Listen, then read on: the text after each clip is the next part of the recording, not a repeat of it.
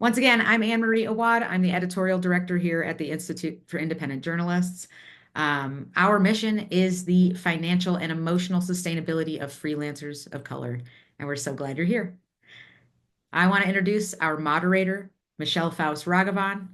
They're the founder and executive director of Claridad Media, a journalism consultancy firm that fosters community engagement and internal newsroom collaboration. An award-winning journalist with over 15 years of experience, they have worked with the Solutions Journalism Network and public media stations across the country. Michelle has trained journalists from more than 20 countries since 2020 and serves on the board of the Foundation for Los Angeles Journalism and regularly works with NPR's Next Generation Radio. Michelle? Thank you so much, Anne-Marie. I'm so happy to be here. Thank you to the Institute for Independent Journalists for having me. This is going to be a really great discussion. Let me go ahead and get started by introducing our panelists. Ricardo Baca launched Grasslands, which is a journalism-minded agency in 2016, and he works directly with CPG industries, and that's cannabis, psychedelics, goods, and beverages. He's a 20-year veteran journalist and a cannabis futurist. In 2013, he became the Denver Post's first ever cannabis editor, and he founded the news vertical, The Cannabist. And thank you so much for being here. Stacy Brooks Watley is an award-winning communications, marketing, and content strategist with more than 20 years of experience in association communications, currently working as the Chief Communications and Marketing Officer at the American Counseling Association, where she oversees strategic communications and marketing efforts, and the bi-monthly member magazine Counseling Today.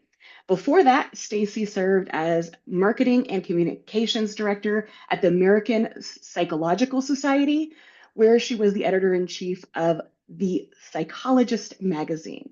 Thank you for being here, Stacy. And Mary Melton is an award-winning writer, editor, and podcaster based in Los Angeles. She runs the editorial consultancy firm Smack Dab. She is an editor at large for Alta Journal, the quarterly publication about California and the West. She also serves as editorial director at the design strategy firm Godfrey Dandridge Partners. She's an award-winning journalist and the Sorry, former I editor. want to hop in. That's Godfrey Dadich. So thank you. Godfrey Dadich Partners. She is an award-winning journalist and the former editor-in-chief of the Los Angeles magazine. Thank you all for being here. Let's all kind of talk a little bit about your role, what you do with your organization, what your organization does, and give us a basic breakdown of the work that you do so people can kind of get a sense of what they might be able to do with you. Maybe some examples as well of some of the projects you've worked on. Let's go ahead and start with you, Ricardo. Absolutely, Michelle. Great to be here with y'all.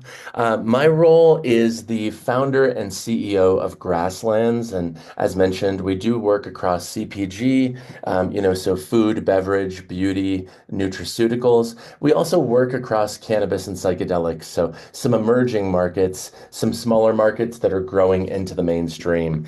As the founder of a small agency, I don't have a lot of touch base to the freelancers that we hire, but we do work with a lot of freelancers on average, anywhere between 6 and 12 a month. Depending on the month, depending on the situation. At Grasslands, our primary service offerings are public relations as well as content marketing SEO. So, I'm also a former journalist, 24 years at daily newspapers. That includes at the Denver Post. And so I do work closely with our freelance partners, and oftentimes I'm the first touch for them. Hey, I'm curious, do you have any extra work? Hey, I'm a journalist and I'm looking to pick up some content gigs. And then oftentimes I'm passing it off to colleagues to see, do we have the bandwidth? Do we have the need? And is there a good fit between this specific freelancer and Grasslands? So that's a little bit about us and how we operate. Thank you so much. Stacy? Good morning, afternoon to wherever you are. Hi, everyone. I'm Stacy Brooks Watley. As Michelle introduced me, I'm the Chief Communications and Marketing Officer at the American Counseling Association. Our organization serves a membership of counseling professionals and counselors in training, and those folks are from all different types of counseling backgrounds and settings. So we've got mental health clinicians, school-based counselors, career counselors, addiction counselors, counselor educators who teach our up-and-coming students, and many other areas of focus. So in my role, I oversee everything communications and marketing and our publishing portfolio, which includes books and journals. But today I'll primarily be talking about our membership magazine, Counseling Today. That's the project where we use the most freelancers, probably about 3 to 5 an issue, just depending on what's going on. We're a bi-monthly magazine. And before I was here, I also worked a lot with freelancers in my last magazine, which was the Physiologist magazine at the American Physiological Society. And we did something similar there. I've also, at the American Physiological Society, hired a former journalist as a media relations specialist to work with me to increase visibility of physiology research. So I might end up talking a little bit about that in our conversation today. So glad to be here. Thank you. Mary. Yeah, I started smack dab coming out of a 25-year long career in journalism here in Los Angeles.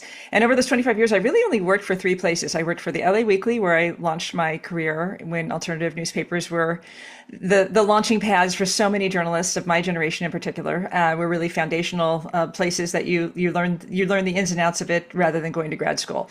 And then was at the LA Times Magazine, and then from there was at Los Angeles Magazine for 17 years. And I started smack dab in part because I was really interested in working on lots of different platforms and having the opportunity to learn some new skills. I have very much a growth mindset, always as a human, but as a journalist. So I really wanted to be able to expand my capabilities in terms of storytelling. So since starting Smack Dab, I've worked with a host of different clients, primarily 2 core clients. One is Alta Journal, where I still am a boots to the ground editor working to take apart stories for our quarterly, which is about California and the West. It was started 6 years ago by Will Hurst as kind of a passion project. And I always like to say Will Hurst is as humble and nice of a man as you could possibly be with the name William Randolph Hearst III.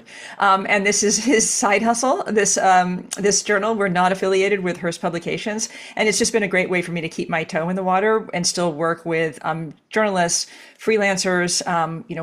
Everything in our magazine, we don't have any staff writers, so everything in our magazine is written by freelancers. So I still really like having that opportunity to work closely with them on short and long form features. Then my other main client is this agency, Godfrey Dadich Partners, which is an agency based up in San Francisco.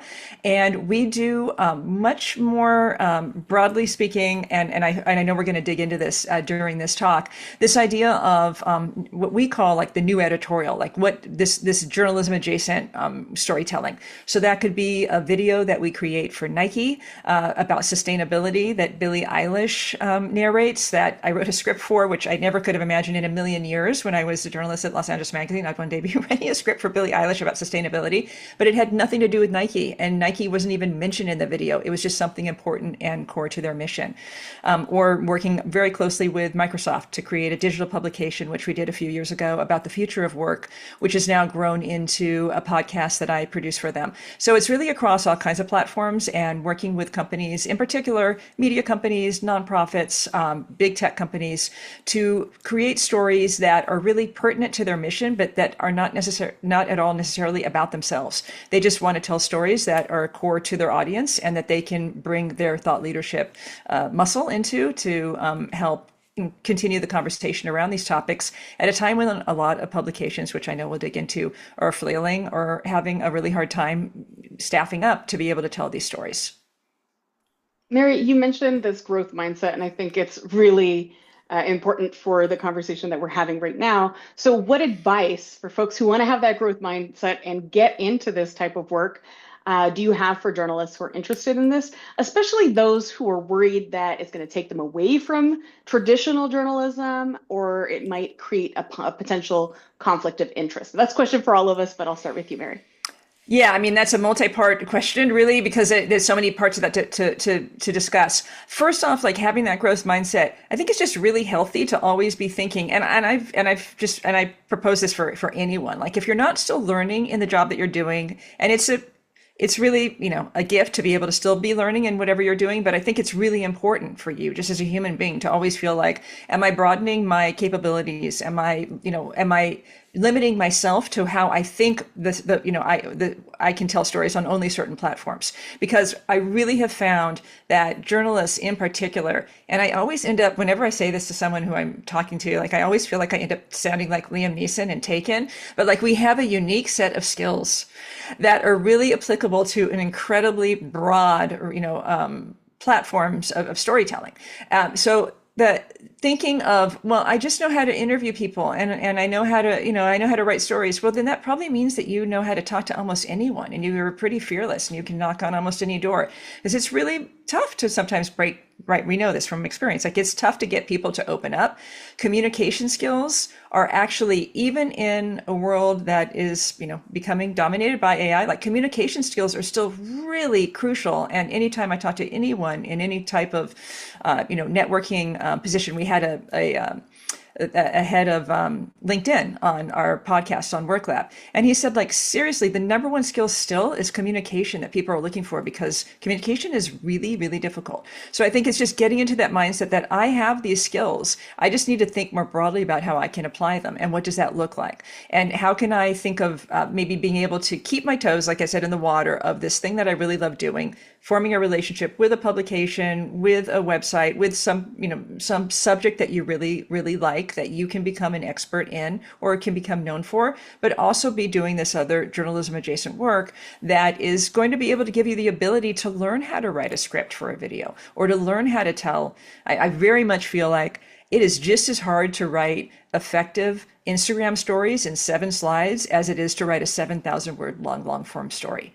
I will say that to the end. Like, just because it's something short doesn't mean that it's not something that's going to challenge you, and it's something that's going to still push you into, how can I get this story to its most basic form, versus, how can I really have a bigger space to tell this? So just really looking at your own skills in a way that doesn't sell yourself short. Great. Thank you so much. Stacy. Well, plus one to all of that, Mary, because I think that is, my background in college, and my major was journalism, public relations, and advertising, and I did work in all 3 of those areas. But by far, what I use the most are my journalism skills. That never gets old. You'll be surprised how many people don't know how to take a large idea, distill it down into something that is in chewable bites for any consumer. From my perspective in associations, there's thousands of associations out there that are talking about all kinds of niche industries. And what they are missing is people to translate that for them out to the general public in a way that's not inside baseball. So being able to take a 1,000-foot view and not be so, dug into a topic area or so emotional about it, but being able to say, like, here's where the nuggets are that will resonate with many, many people. We should start up here instead of in the weeds. That is an important set of skills that are very in demand still in associations. It might not look like a traditional journalism job. I think, like many in different parts of journalism, magazines that are usually the place where you see a lot of journalism showing up in associations, they've had a rocky set of years. Some of them have declined or gone to fewer issues, gone digital completely, which has been a little bit of a challenge with our readership. Same, things sort of apply for us in terms of advertising. Without print publications is difficult. However, there are still magazines that are growing. I think that in many associations where they have a member magazine, it's just such a unique way to showcase the people who are part of the organization. You don't have to be talking all the time about accomplishments and their professional achievements, as much as the person and the story behind the person. And so that, I think, always makes those magazines such a highly valued member benefit, which is why we keep them around. So there's still lots and lots of space for journalists to apply their skills, and especially in those niche careers where people don't get what it is that you do, but for whatever reason, most professions need people to understand at some level. You need your stakeholders to understand. You need government individuals to understand. You need all of these people to value what it is that you're doing. And there's nobody who can tell that story better than someone who has like a hard grasp on those journalistic skills and those communication skills. So definitely no reason to feel like there's not a place for the skill set that you have. And for us, in terms of like the journalistic lens that we might often take, reporting for associations is a little bit different because we are there to elevate members and to make them look their best. We're not necessarily doing the same kind of exploration of all sides of a story. We definitely want to connect to that core audience and make sure that they are the ones that are finding the most value in the content. But we do still take our chances to push the envelope. I mean, that gets more reaction from our audience, we usually find. So I think that, that is probably a way that it differs quite a bit. I don't know if I would call that a conflict of interest to your, question, Michelle, but it is something that I think might be a thing that may cause some journalists to pause and say, well, I'm not sure that I'm, giving the nitty gritty details. Sometimes we do give a little bit of rose-colored glasses in associations, but members, we need them to continue to find the value and renew with us. So that's a concern. But yeah. Thank you so much. Ricardo, what advice do you have? And then also a nod to potential conflicts of interest that journalists might be concerned about. Yeah, I guess my advice, what Stacy just said, 100%. And at the same time, it's not a direct transfer. You're leaving a career in journalism or freelancing, whatever that might look like. It's definitely not a direct transfer. You're not stepping into a content marketing position, being fully competent and prepped. Because your background just is underdeveloped at that point. The skill set transfers really nicely. In my experience, we've hired multiple former journalists, and the skill set does transfer, especially into content, copywriting. But at the same time, you need a lot of additional education. I've had people apply for jobs with Grasslands or even freelance where it's like, cool, obviously you're a great writer, you're a fearless reporter, go out there, talk to everybody, wonderful.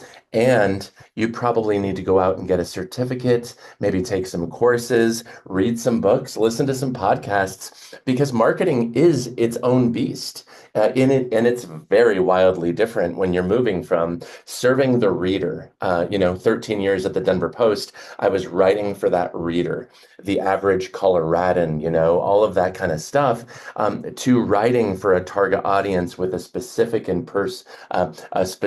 person in mind, with the CTAs or the calls to action and strategy. In my opinion, the one element that I've seen most journalists who are coming into marketing, but also especially PR, what I've seen them lacking the most is strategic thinking, especially from that comms perspective, simply because I'm a J school grad. I didn't study that. I wasn't studying rhetoric and Aristotle and the modes of persuasion, ethos, pathos, logos, kind of the foundation of marketing. And that's been something that I've really had to focus on learning over the last 8 years. It is a bigger leap from journalism to PR than from journalism to marketing, in my experience. And yet it is still a leap. That said, all of you have extremely valuable skill sets, and that experience does pay off in other fields. Thank goodness, right? Because, gosh, I worked for 24 years in daily newspaper newsrooms, and toward the end, I was like, what the hell else can I do? This is literally all I've done since high school. I've been a journalist. And so it is challenging. And to that conflict piece, it is challenging as well, because thankfully the journalistic climate is changing. I remember being a young journalist in the 90s and then later starting at the Denver Post in the aughts. The industry was reeling at the time. For those of you who remember Jason Blair, who was a very famous and prominent young journalist who got a job at the New York Times and then started making shit up and got in trouble and got caught And what that ended up creating was this trickle down throughout the entire American journalism system of, oh my gosh, we need to get in there. We need to change and strengthen our ethics policies. At the time, Greg Moore had just joined the Denver Post from the Boston Globe, and he rewrote our ethics policy and made it much more strict. And at the time, we're just like, oh my God, it was already pretty restrictive.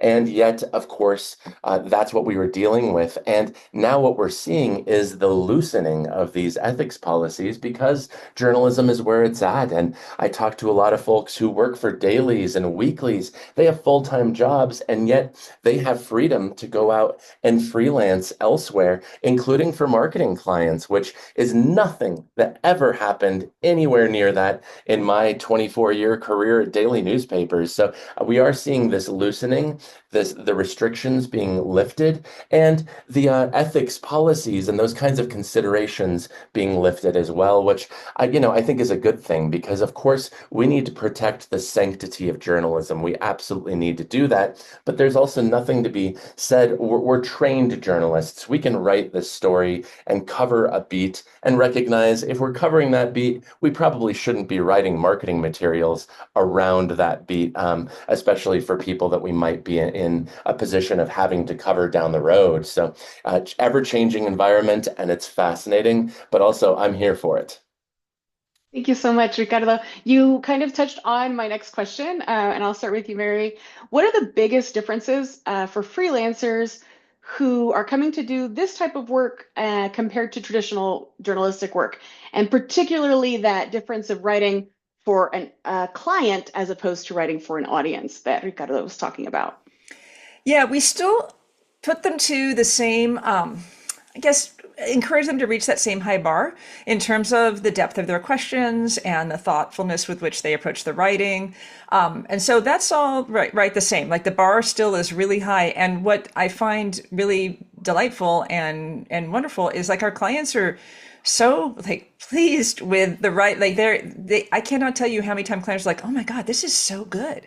And that's not to put any kind of stigma or anything on like traditional PR or press releases, but for lots of companies that have been used to and accustomed to working with just kind of those standard press releases, which really don't work anymore, I don't think, because I don't think people read press releases. They're really excited by the capabilities of the writers. And I start your question with that because I want to like make it really clear that it isn't there isn't like a step down in terms of, for at least, and I've been really lucky maybe in terms of the clients that I've been working with, like they want to have that kind of bar of excellence that we brought to journalism.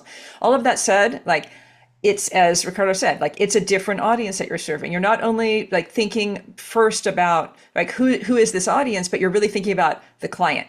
Right. And that's a really different mindset because the client has really specific needs. Like we really, we want to reach this audience. How can you help us get there? So in a way, like you're doing that too when you're working at the Los Angeles Times, right? Your client is kind of your publisher, but also mostly your audience, right? So you're writing for an audience that's going to respond positively or negatively to you, but they're not going to be able to give you maybe that kind of direct feedback that a client is going to with a journalist, right? So in an ideal situation, I know that this is changing in a lot of places in America because we're reading about it all the time. But at least when I was in journalism, like the publisher would give me feedback as the editor in chief, but I was always in charge of like what our voice was and what we were writing about. We know that there's some blurring of the lines happening, including at the Los Angeles Times, in regards to this, where the publishers are becoming a little bit more involved. So there is that's the biggest difference, I think, to me, is like this idea that, yes, your clients are going to weigh in on this and they're going to have feedback on it and they're going to want to emphasize this over that, so like that takes a little bit of getting used to, I think, for our writers. And also just the length, right? Like it's, getting a client on board to publish something lengthy is a leap, right? And a lot of writers are used to writing long. And honestly, because of just the mechanisms of being able to have your own blog and kind of say whatever you want to say and have it be as long as you like writers, I think in a funny way, even though so much of the digital online writing is short, writers are also used to being able, if they have their own blog or their own space, to kind of write as long as they like. So like getting them more accustomed to this idea, like it's actually harder to tell a story in a tighter space than it is into a longer one. So I think the length there is also a little little bit confounding. And something that we haven't touched on yet is for at least the work that I do in this journalism adjacent fields, I'd say 95% of it is not violent. So that's also something for people to get used to. And for some people, they prefer that, right? They think, all right, I don't want to, be the person behind this, like, but I like this work. I'm enjoying it. That's okay. Other people they're really proud of what they've written and they really like it. And they're a little bummed that they don't have a byline on it. Because again, as I said, like a lot of the stories that we're writing could absolutely appear if you go onto the Microsoft Work Lab website, the digital publication that we created through Godfrey Dadich for Microsoft, like those stories are absolutely could be appearing in Fast Company. So like people are really proud of what they're writing there, and I think it just takes a little bit getting used to as a journalist to not actually have a byline on something that you've actually worked on. Stacy. That you raised some really interesting points there, Mary, but I would say in general, so I'm going to agree with a lot of what you said. But in general, in associations, it's also you're talking to a very specific audience. The nice thing is that in most situations, the association has done quite a bit of work to understand who that is, the things that connect to that audience. And I know that when we're doing article assignments for our freelance writers, we are putting in a lot of that flavor. This is the type of thing that they want to hear. Don't forget to ask about how people would pay for this type of service if they were coming into a counselor's office. And, just definitely understanding like we've got a cost conscious, a very feeling audience that like has, certain things that they like to see in articles, and we can fill that in for the journalist. But it's nice in some ways to know who you're talking to. That said, you're always pitching value to them. So everything that we're doing in the magazine is really supposed to be pulling people in closer to the ACA web. We want them to feel more engaged, that we're talking to them. So we do spend quite a bit of time making sure that we got it right. I think when we're editing articles after they come in, that is sort of what my perspective brings in. Like, we just need to tweak this. Can you go back to this source and ask one more question about X thing? Because we really want to get it right for our reader. And we were just in a session about our unique value proposition of our association the other day with a facilitator, and she said, we always need to keep in mind that every time a member renews, they're, putting their dollars forward to say that we would recreate this organization again because we agree with the things that you're giving to us, and we want to make sure that you're, continuing to keep that in mind. So that does really push out through everything that we do. We're just really trying to keep them very connected. And then, the pace of associations is quite different than what you would see in a traditional journalism environment. When I say that, I mean like a daily news environment or a weekly, something like that. We are a bi-monthly publication, so that is giving us a little bit more pacing. I think that we, want to be considerate of the people who work for us. So our editor in chief, who works on the publication, we do have staff writers. We want to make sure that everybody who is working with us and working with the publication, this includes the freelancers, is having a good balance of, it's a clear deadline that you have, but let's stay in contact. We're not trying to be a meat grinder. We definitely want people to be well as they engage with ACA. So that is something that is important to us. And then I would just also say that it's sort of, it's different in every publication or in every association. To Mary's point about the bylines, my last job, we did, the freelancers had bylines on feature articles, but very, like everything else was, just sort of ghost written. But here at ACA, there's and a lot of times with academics, you'll see people really wanting to have information to add to their CV, to their resume, to really build their public profile.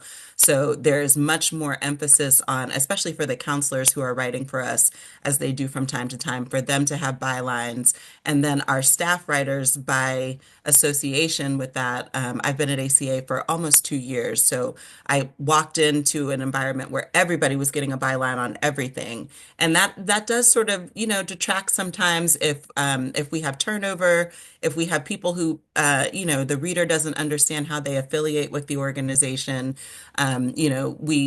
we're looking at how much bylining should we have as an organization? Because sometimes we need to speak as ACA. So it doesn't need to be on everybody's behalf all the time. It varies from association to association. But I'd say that those are the big differences and some Great. similarities, I guess. Thank you so much. I appreciate that. I'm going to start with you with the next question, Ricardo. Let's talk a little bit about the nitty-gritty of what people want to know, and that is contracts. Let's talk first about like copyright and how that works differently for freelancers who are used to copyright in the journalistic space. Do writers ever retain any of that copyright, or does that go always to the organization? And then do you work with freelancers who have to sign NDAs as well? Oh yes, it's very fun like that, isn't it? Yeah, I think you should always anticipate you will be signing NDAs because oftentimes the minute you step behind the curtain into this kind of position where you're writing or ghostwriting for a brand or an agency, whatever this third party is, you will be signing NDAs, get used to it, and develop a solid enough understanding of that legalese as it relates to just parts of the contract. Obviously, journalists aren't always known for being the best at interpreting legalese unless you're experienced at covering the court system or whatever that might be. But for myself, I really focused on, okay, I really want to be able to learn to quickly read an NDA and discern, is this safe for me? And same thing with contracts, ownership, copyright. I also wanted to understand that as well. So you will be signing lots of NDAs. Every agency and every business has different policies in terms of who owns the actual material. I have found that oftentimes, if you're writing something for somebody's owned media channels, chances are they're going to own that copyright. It's living on their website as a living, breathing portion of their owned media strategy, their SEO strategy. And so it's not like you can take that off at any time, but I would very much familiarize yourself with that aspect of it because it is important. You want to be able to share some of these things. And the truth of the matter is, sometimes you will not be able to share these or even reference that you had anything to do with the creation of something. It's pretty wild. I just threw an example in the chat. Stacy was just talking about contributed columns and how that can be such an important foundation of, part of an integrated marketing campaign that a brand might be executing. This is just one example that we helped put together. We came up with the idea with our client and we ended up placing it in a prominent national publication, even though it's kind of an out there topic. For our client, he really wanted to talk about the history of hash, this cannabis concentrate that's millennia old. But one thing I would recommend, and I tell this to all my journalist friends who are making this transition or even thinking about it, is that this aspect of ghostwriting columns is a very, very savvy and smart way for you to get involved. In part because, sure, an agency, a brand could hire you to write blogs. Great. The pay for that is generally pretty low because the standards, the expectations are kind of in the middle, right? It's like whatever you write, so long as it's good for the client, we're going to publish that on our website. Good to go. However, when you get into contributed columns, as journalists, we know them as op-eds. On the marketing side, they're more known as like thought leadership. When we get into that realm, that needs to be placed oftentimes in earned media, unless it's a SponCon play, like sponsored content. So if it's being placed as earned media, the quality needs to be there. The idea needs to be strong from the beginning. The strategy needs to be set, and then execution needs to be on point. And you, as a journalist turned content marketer, can oftentimes charge your client more for those because there is a higher bar. It has to be the right idea. It has to be quality for that news organization to run it. And the good news is many of you have already been in that position of being the editor, the producer, the reporter who is being pitched these columns by leaders in their fields and executives and whatnot. So check out that example. I think that's a really important channel to kind of get into and find a little bit more cash on the back end. Thank you so much. Mary, can you also answer that question in terms of contracts?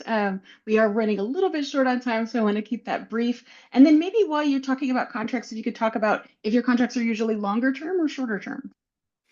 Yeah, it really depends on the engagement. As Ricardo said, we do for most of the journalism adjacent, and we talked a little bit about this beforehand, but it's the terminology around this has really changed, right? Like when I was in for a quick aside, I think it's important. Like I think a lot of people think, oh, branded content, native advertising, like what does that look like? What does that mean? And maybe we can dig into it with a question, but I think it's really important to remember that a lot of this is like it's not traditional advertising, it's not traditional marketing, it's not traditional comms. It's telling stories, right, that are pertinent, but not necessarily even about those folks.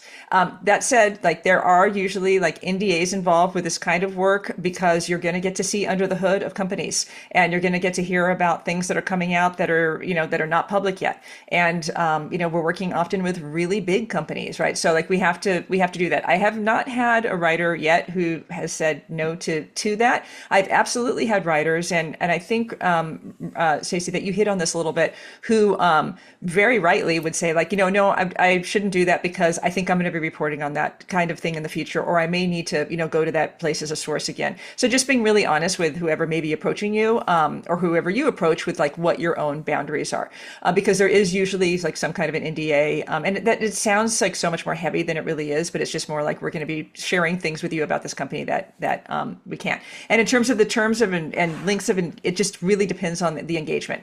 With Microsoft, we've been working with them now for 4 years. So those are longer engagements, but we don't tend to have contracted work long term with writers. It's more like when projects come up.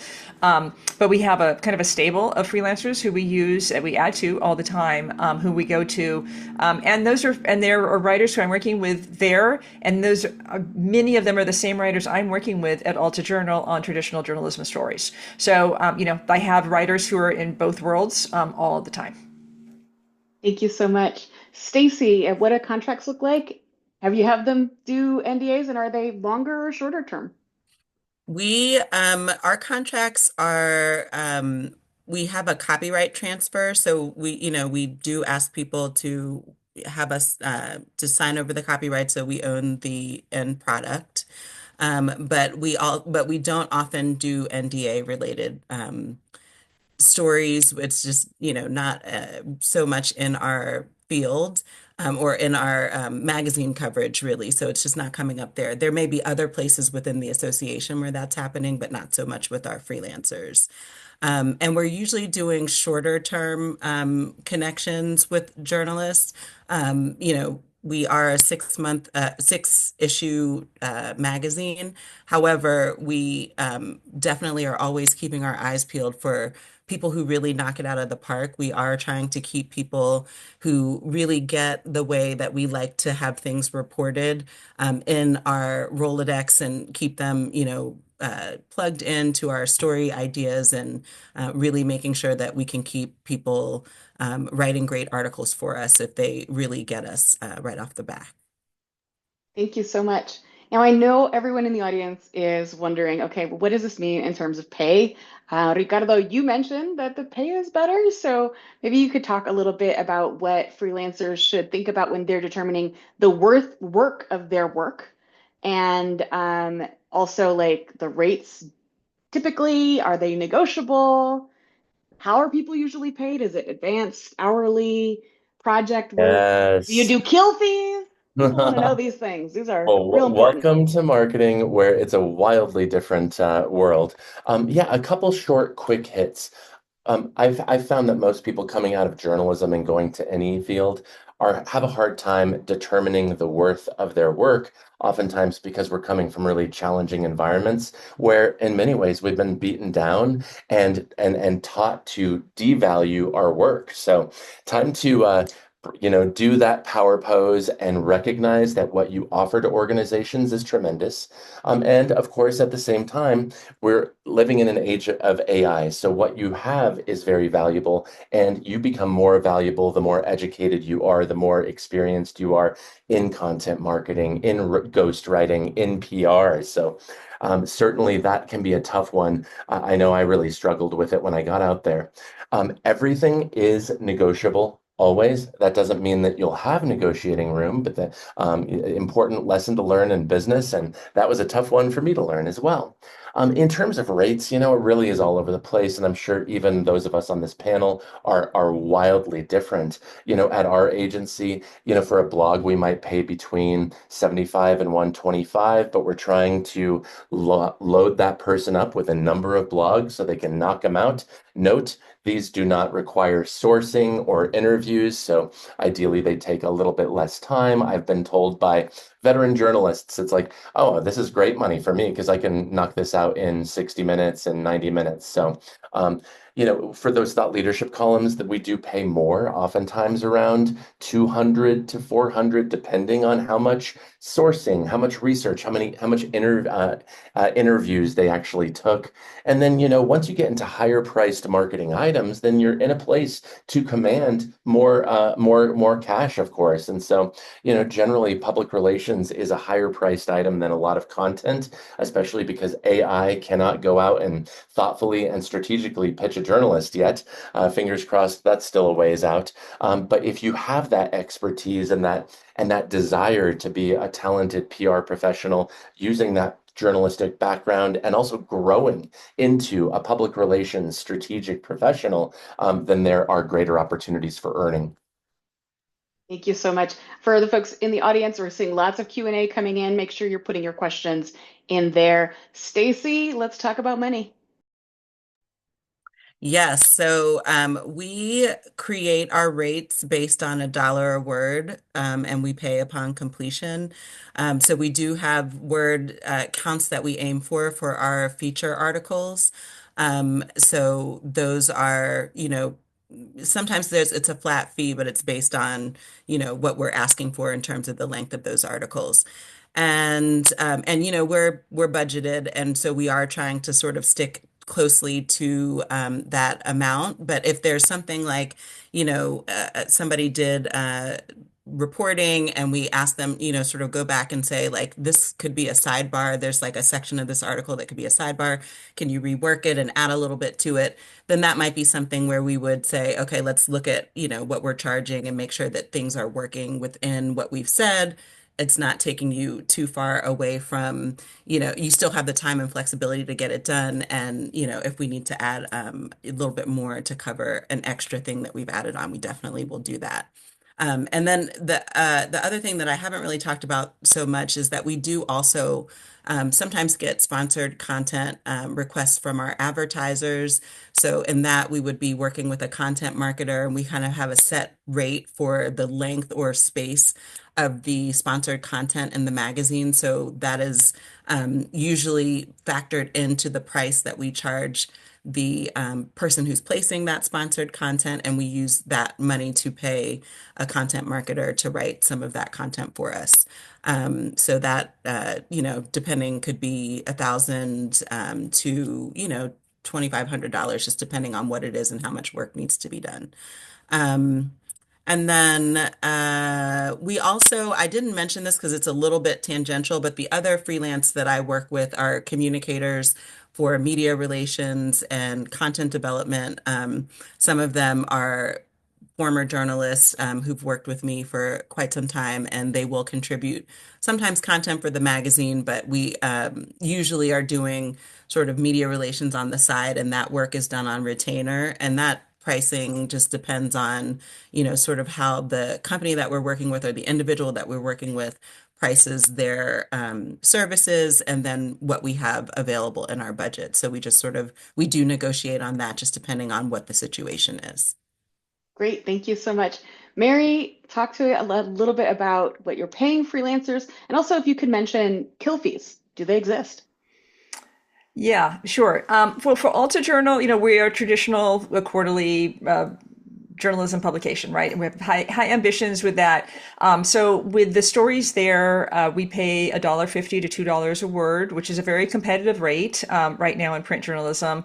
But we also really put writers. I'm just going to be totally honest with you. Like I'm an editor there. I edit half a dozen stories every issue. We put them through the ringer, right? Like it's a really great experience. You will be thoroughly fact checked. Your stories will be thoroughly copy edited. But we have lots of back and forths with rewrites and all that. So like it's a really, I hate to use this phrase, but it is a really old school journalism. Like I'm so grateful for the fact that we're supporting that kind of work and that we're able to give those kinds of opportunities to writers. So the newsletter fees, I think, are I don't do the newsletter. I think those are set project fees. I do occasionally do project fees, especially when I have someone who's putting together a package where maybe the word count is smaller, but their effort is going to be just as much. So I try to compensate for that when someone's doing a package for me for Alta. For the more corporate work, it totally depends on the engagement and what we're doing. And to be totally honest, it can often be more than that. It can be more than $2 a word for some of that work. And I think that's an important thing to think about too when thinking about just supporting yourself as a journalist and how, some of the writers I work with at Alta who I've worked with for 20 years, I've worked with some of these writers since when I was at the LA Times, and they really appreciate having this other work that I do in addition to Alta because it helps support their work that they're doing, right? So I think it's just like a mindset again of getting into this feeling that, I can do this other work that may not be as demanding in terms of my time, and the breadth and the depth of it, but like it actually pays really, really well. And so that's, important to think about when you're considering this. And, I'm just talking about just like the honest truth about what it is to support yourself right now as a journalist. In terms of kill fees, yes, we absolutely do kill fees at both at Alta and and yeah, that happens. It happens with this journalist adjacent work as just like it does in journalism. Sometimes stories just don't work out. Sometimes, the topic changes. Sometimes for whatever reason, the sources just don't work out. So we absolutely pay kill fees for those. Thank you so much. We have so many questions in the Q&A. I want to toss to you, Anne Marie. Can you ask some of those questions? Yes. This is awesome. This is a really great conversation. So right off the bat, Ricardo, you said something about further training and certificates, and I think a big handful of questions came in about that. Can you elaborate? Absolutely. It could be as something as informal and free as finding the right podcast where you're like, oh, okay, content strategy. Okay, the modes of persuasion and rhetoric. Or, hey, what is a CTA and what is the benefit of saying it right up front or waiting until the end like most people do? But there's also, of course, like certificate programs. I know a former colleague of mine from the Denver Post ended up getting I think it was like a content marketing certificate from the University of Denver, very esteemed private institution, and they're doing these certificates. And, as soon as I clicked on that, now I'm getting fed it for, Harvard has one, MIT, Princeton, all the Ivy Leagues. And granted, it's not like you're graduating with an Ivy League degree, right? But you are getting that certificate from the Harvard Business School in strategic marketing or whatever that might look like. And so, yeah, something formal, informal, it is absolutely necessary to do it. But there's also a lot of great podcasts and books out there that you can get for free from the library. So I think it's important to recognize you do need that additional training. You're just not going to be ready to step right into that because our brains just weren't trained that way as journalists to think like marketers. In fact, we were trained to think the exact opposite.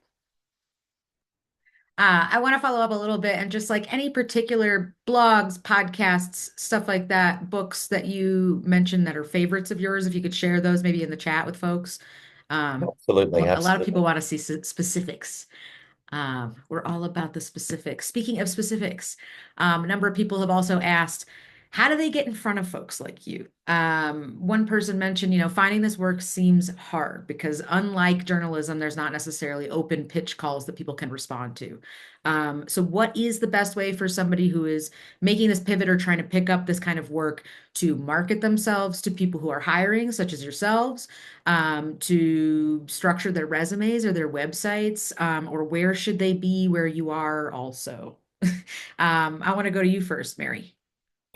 Yeah, it's a great question. I think about the places that kind of have the same mindset that you do as a journalist. Think about the places you'd want to write for, but imagine putting that in a bigger lens. So, what are companies that you really admire?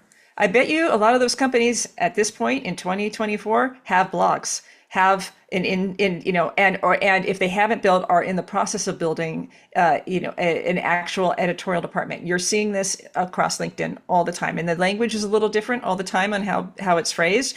But chief content officer is usually going to be someone who's going to be in charge of what the internal storytelling is, but also what the external facing storytelling is. So start digging around in places that you admire or that you want to be adjacent to.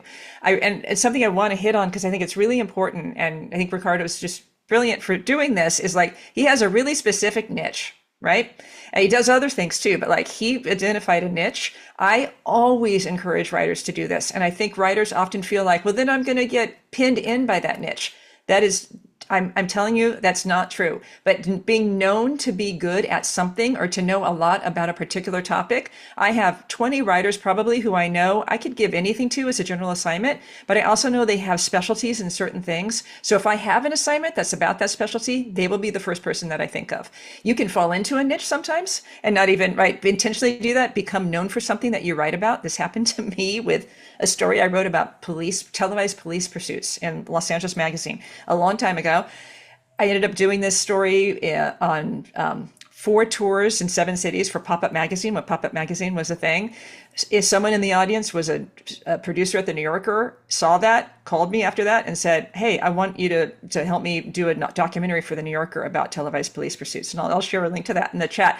This became like this weird niche that I have, but suddenly this is something that now I've written about or made money from many, many times, which is weird. But like I have other niches too that are not quite as strange and abstract as televised police pursuits. But like I'm just saying, like it's good. It's really good to have something that you're known for, because then someone like Ricardo or someone can say, like Stacey could go to you and go, you know what? I know that they're a really great general assignment writer. I've read their byline in a local city regional magazine or in the New York Times, but I know that they're particularly good in the space of mental health or about psychedelics, which is a huge emerging industry, right? So like really think about what's a niche that you're interested in too. Go find the places that own that niche, whether they're a company or a publication, and pitch directly to them.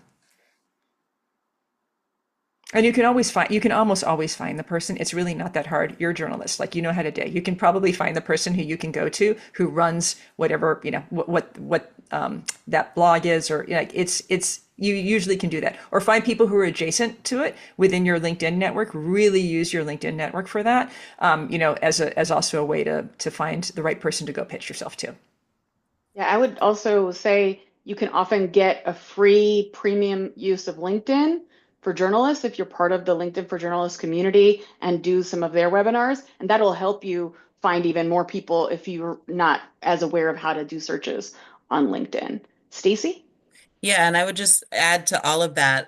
That's cool to know about the LinkedIn actually too. But a number of people do reach out to me on LinkedIn. I generally will send them into our Counseling Today mailbox just to have them send like the exact same message that they sent me into Counseling Today, because that's where my managing editor, Melanie Powers, who I've seen jumping in the chat in a couple places, they are the ones that are really looking for the journalists to say, we've got this education story. It's not our typical sort of lineup of mental health with our go-to people who are, mental health, sort of niche reporters. We might need somebody to focus on, futurism or technology, some of the, AI, just different elements that we're looking for someone who has reported on it before. Definitely like neurodiversity in the workplace, like that type of thing that is tangential to some of the things that we're talking about, but it's not quite our normal lane. That's where we're looking for, like, who is the person who can report this in a way that we don't even know how to ask for what we want to see in this article. That's what we want to see. So when people reach out to us, we definitely are looking for people primarily with a mental health foundation, or that they've reported a lot in this space. We would love to see samples, so portfolio links or just some article samples to send along so we can check it out and then, We don't mind like a follow-up or two. Probably if you followed up a second time and haven't heard from us, now is not the time. Doesn't mean that it'll never be the time, but we just, we are actively looking at the people who are reaching out to us to make sure that we have good coverage in the places where we want to report. So, send us your info and we will keep it in the Rolodex and pull it up and reach out to you when we have an opportunity for sure. Can I just add to that real quick? Like, I think that that's such a good point. Like, know your audience no matter where you're pitching, right? So like, and this, so a lot of the same rules that apply as a freelance journalist that you've made a career, knowing like the magazine or that you're going to be pitching to, or whatever news org you're pitching to. Same for this. Like, get familiar with what they're doing. Get familiar with the voice, at Stacey's magazine before you pitch it. What types of stories are they pitching? Like those same rules apply for really knowing your audience, knowing what they're interested in, and who they're trying to reach, so that your pitch is like, because there's really kind of nothing worse as an editor to get something that just like, this doesn't even remotely like fit with what we're doing. So just use your time wisely in that regard. Do some research.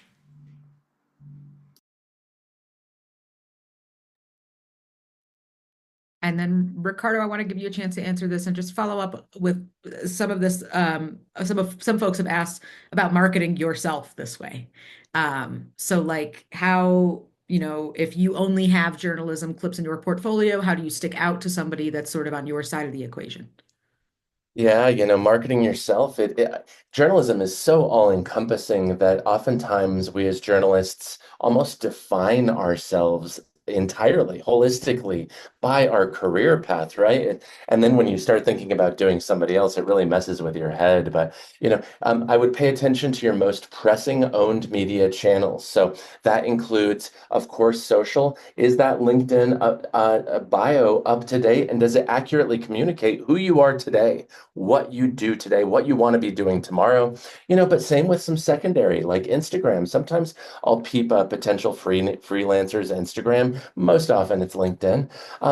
So that's important. But then, some unfortunately to get started in any new industry, new to you, you also have to sometimes do things that you wouldn't normally do. So one thing we talked about in the prep call for this is sometimes writing something on spec can be a big difference because if you write me, I have a small agency. We have 21 full-timers. We have 40 some clients. If you write me on LinkedIn and say, hey, Ricardo, I'd love to freelance for Grasslands. Let me know how I can help. Sure, but that's getting lost in a very busy inbox. I'm just slammed and underwater every day. However, if you come to me and you say, hey, Ricardo, I like your voice and I like the work you do for your clients. I noticed you represent this cannabis brand and I just noticed I looked up that cannabis brand CEO. I watched some of their thought leadership columns on LinkedIn. All the stuff. And then I wrote this sample LinkedIn microblog for your client. I think this aligns with his voice and his tone and his personality. And I also think it ladders up to his primary goals, given that he's operating in the California, Arizona, and Florida cannabis markets. So you're doing your advanced homework, right? You're doing some extra work. But if you're doing that, and if I read that, and if it's good, that's going to expedite a call and a hire and a gig and an opportunity. So, it's kind of similar to anything else. But don't not encouraging you to give your work away for free, but very much encouraging you. You have to get somebody's attention. And it's similar to journalism, we are more busy than we've ever been on this side of the ball as well. Yeah, if that sounded like an extremely specific example, that is a specific guy that did that. That is, and he got my Uh, attention. yeah, yeah. So I think like it's helpful to think of that as not dissimilar from pitching, right? Like that is, you know, some of us might have feelings about that, but pitching a story is literally doing work and doing some degree of reporting and writing on spec. And so when you put it that way, it is sort of like a one-to-one. Stacy and Mary, I'd love to hear you kind of tackle this question of marketing yourself to get in front of folks like you. Stacy? Sometimes I feel like I'm a bad person to broach this topic because I don't do a whole lot of personal branding, but I do think that it's important to sort of create the the professional image that you want to portray for people, and be intentional about it. Go into your LinkedIn, make sure it's nice and clean and really, leaning into the things that you do best. Take some time with that opening statement and make sure that it's really putting out there the type of journalist that you are, the things that you like to cover, maybe some of your specialty areas, reinforcing the important things to you and the work that you love to do the most. Actually, I think is a really great way to set the expectation for somebody who might be engaging with you. Definitely sharing your articles when they're done. Don't feel like that's vain. It's just something that you should be doing. I'm going to ask you for the articles anyway, so make it easy for me to find. If we're just doing cursory research and we haven't reached out or put a message on a listserv or something saying that we're looking for a specific type of journalist, guess where we go first? We go to LinkedIn, we're looking, we're Googling people, we're remembering an article that we liked in another place, and we're trying to look up that author of that article.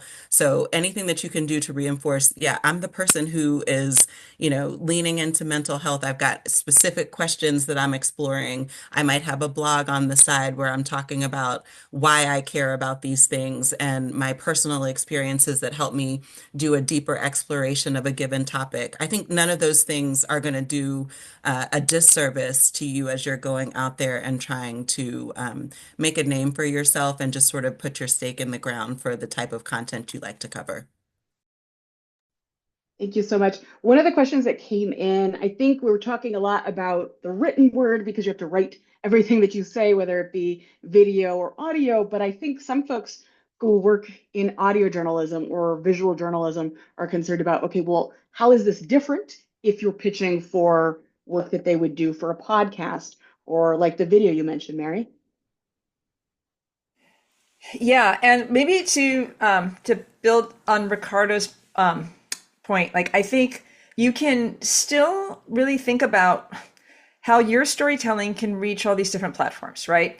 And let's say, to give you the example of with the Microsoft work, we had created this digital publication for them, Work Lab, and it was really successful, and they were really happy with it. We were reaching the audience we wanted to, and we, pitched them this on this idea of, and they really wanted to do a podcast. And someone, if you're looking at something that's existing and it doesn't have that yet there, like pitching yourself as someone who could create that for them, right? So looking at something that's existing already and thinking, okay, wow, they don't have any type of, audio capabilities, it looks like, or they aren't really making any effort to create podcasts. Could I go to them and like pitch them this idea? So like looking at places that you, again, like that you admire, that you may want to work for that don't already have that and I know that may sound like really ambitious, but you would be really surprised. Like people are really like, oh, you can help us do that. You know how to do that. Can you come in with your skill set and do that? That's great. And I just wanted to add one thing to what Stacey was saying about the branding part of it, because it's so important. Like thinking about yourself, it's so hard to promote yourself. I get it. It's really hard to be your own, salesperson and freelance journalist. I'm married to a freelance journalist for 27 years. Like I know how hard it is.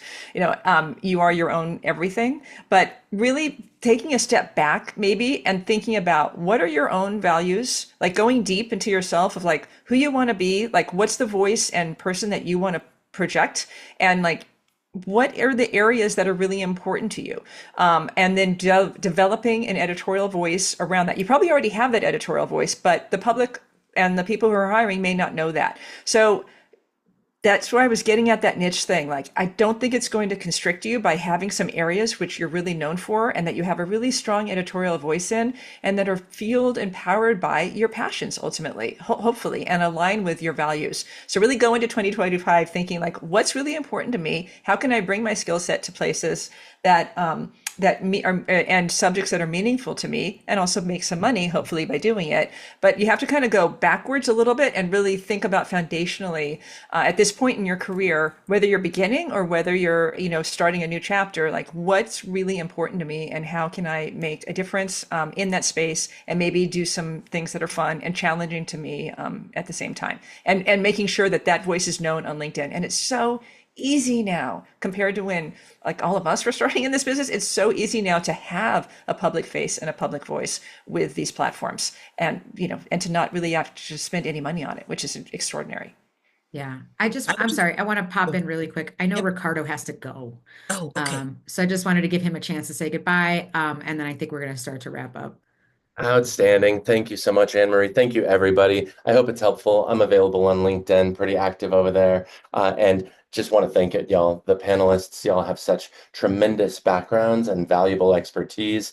And to the journalists, you got this. It is totally doable. Trust me. 24 years at Dailies, and I was able to make the transition. And honestly, I am still making a point of learning about marketing, about comm strategy, about PR strategy every day, even 8 years in. So thank you for having me, and I hope this was helpful. Thank you, Ricardo.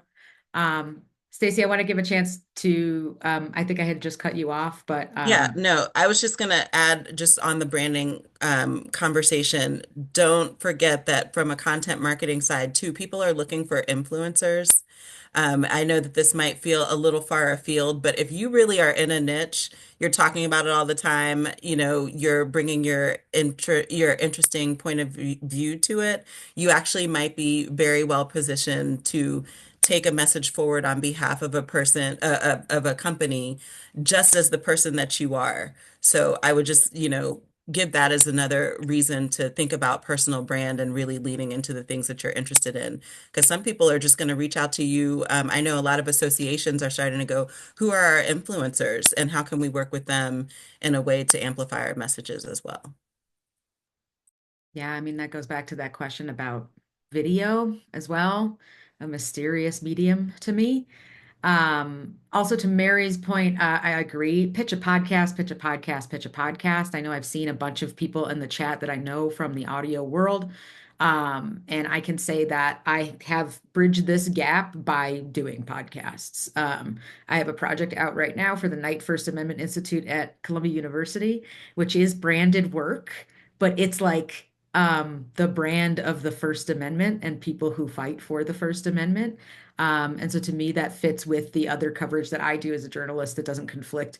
I think this is a lead into maybe our last question about conflicts of interest, just because I know that this was going to be very top of mind for folks in this audience, about how you sort of have that discipline as a freelancer in terms of creating a firewall between these different kinds of work, between preventing conflicts of interest. How do you evaluate a project for this? I think, Mary, since you kind of come from a more of a journalism background traditionally, if you want to handle this question, and then we'll start to wrap up. Yeah, sure. I alluded to it earlier. Like, just be really transparent, right? If I'm going out to writers and saying, "Hey, I've got this new project for blank company. This is the type of work we're going to be doing. I'd love to bring you in DAU. To learn more about it, and just be very like." And this is why, like, establishing your values and kind of your niches. That's why I keep going back to that. Like, if you've kind of decided, like, I don't want to do adjacent work to this because I want to continue reporting on this work, and I think that there may be a conflict of interest for me to do that. I've had writers be just really upfront about that, or I don't approach probably someone who's writing regularly about a tech company that I'm going to be working with and ask, hey, do you want to write this part? Because that just wouldn't make any sense, right? So just being really transparent about that and creating your own boundaries in terms of, I don't want to write about that because I think that that could lead to a conflict later, is really the way to do it. And I'm very fortunate to be able to say this, like, I'm not going to work for companies that I don't believe in. And this work has given me the opportunity, and I know that's a privileged place to come from, to be able to say that, but this work has given me the opportunity to see under the hood of a lot of companies, and the good and the bad of that. And like, I align myself with companies that I really like, that I've been really impressed with, and I believe in what they're doing. And I believe that the work that I'm doing, and someone, I think I just took a glance at the chat. I just want to say real quick, Emery, someone who put something in there about like, well, does this feel depressing, like, to do this kind of work? And I really think that's important to talk about just for a second, because it's emotional. And what I can say to you is, and I don't mean to keep going back to Microsoft, but they're a great client, and I'm so proud of the work that we've done with them and for them. And I think about like their core audience that we're reaching with the podcast in particular are business leaders. Like these are the heads of companies or customers of the biggest companies in the world. And if stories that we can write that are not at all about Microsoft, but are about the future of work and how to be a more empathetic business leader, and how to have a deeper understanding of the people who are working with you, and how to have a better understanding of the actual ways in which all of us are dealing with this new hybrid work and uncertainty. If these stories that we can do can reach that core audience and make them more empathetic leaders and make them better equipped at what they do, the trickle down for that is huge for everyone, right? So that's why like I really say look for the companies and look for the issues that really mean a lot to you, because you can really bring your skill set to them and help them tell better stories, and that has a halo effect, right? So be transparent about the conflicts. Like, don't do something that you don't believe in. Don't work for places that, if you can. I've quit a couple of things because I'm like, life's too short to work for someone who is unpleasant, or for a company that I don't believe in. But just, talk to yourself, but have those values established of like, this is what I'm going to do.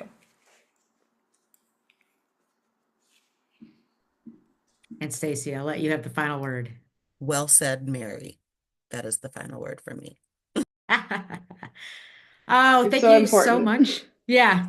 Thank you so much to Michelle, Mary, Stacy, Ricardo, everyone who came today. You asked such great questions.